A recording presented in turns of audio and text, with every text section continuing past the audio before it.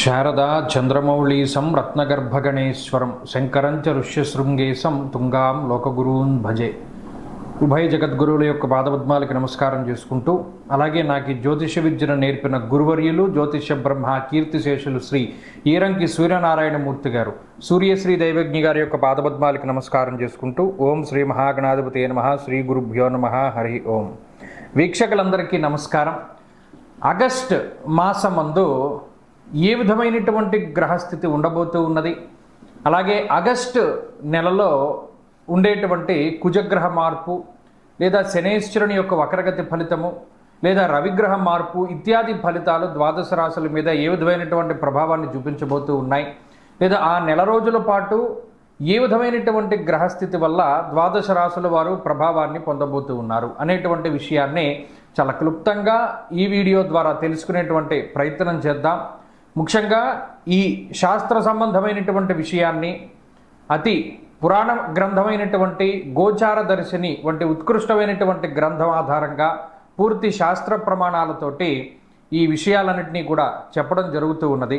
ముఖ్యంగా ఈ ఆగస్టు మాసంలో ఉండేటువంటి గ్రహస్థితిని గనక గమనిస్తే, ఆగస్టు 2వ తారీఖున ఉత్తరా నక్షత్రం 2వ పాదంలోకి శుక్రుని యొక్క సంచారము జరుగుతూ ఉన్నది. అనగా శుక్రుడు తన యొక్క నీచక్షేత్రమైనటువంటి కన్యలోకి ప్రవేశం చేస్తారు ఆగస్టు 2వ తారీఖు నుండి.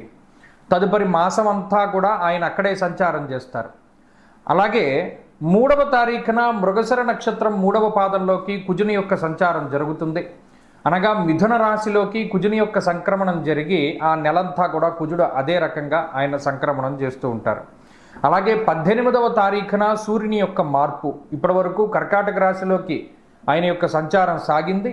18వ తారీఖున కర్కాటక సంక్రమణాన్ని వదిలిపెట్టి ఆయన సింహరాశిలోకి ఆయన యొక్క సంక్రమణాన్ని ప్రారంభం చేస్తారు. అంటే 18వ తారీఖు నుండి మాసం చివరి వరకు కూడా రవి యొక్క గమనము అనేటువంటిది సింహరాశిలోనే ఉంటుంది.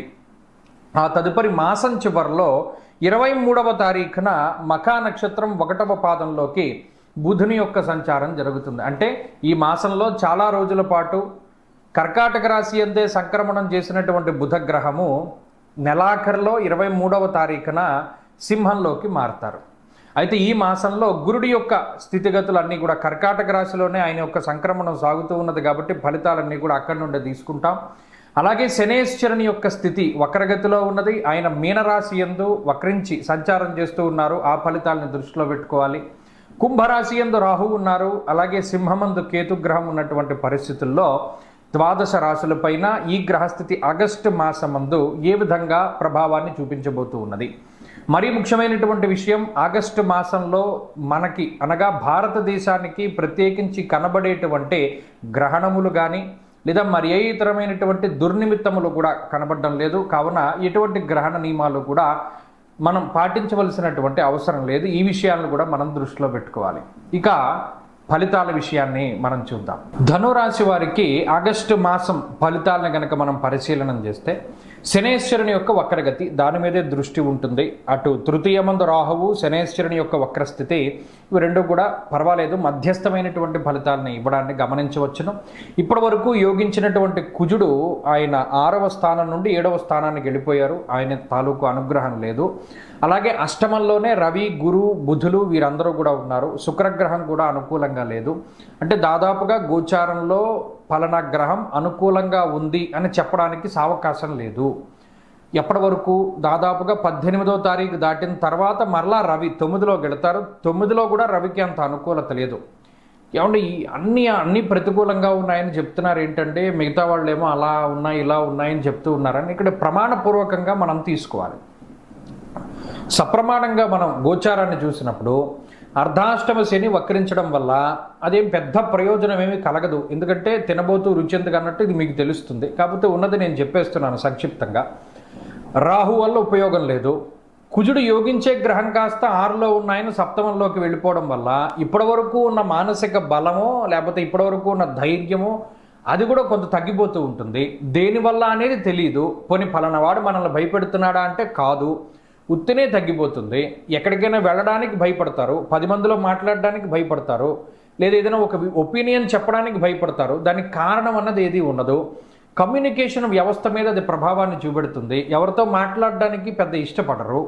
అలాగే అష్టమంలో రవి, గురు, బుధ గ్రహాలు ఇత్యాది గ్రహాలు ఉన్నప్పుడు చోరాగ్ని నృపభీతిశ్చ అంటే గాత్ర గాంభీర్య నాశనం, ఆయన కూడా మాట్లాడేటువంటి శక్తిని తగ్గించేస్తూ ఉన్నాడు.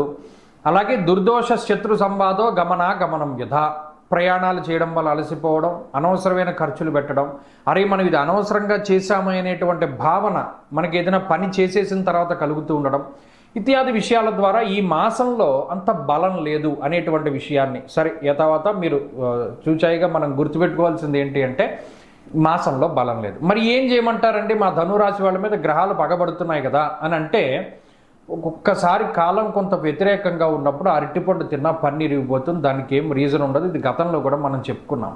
అలాంటప్పుడు ఏం చేయాలి అంటే కొంత లౌకికంగానే ముందుకు వెళుతూ ఉండాలి. గ్రహస్థితిని నమ్ముకోకుండా మీరు చేయవలసినటువంటి పనులని ఇంకొకరి ద్వారా ముందుకు తీసుకెళ్తూ ఉండడం.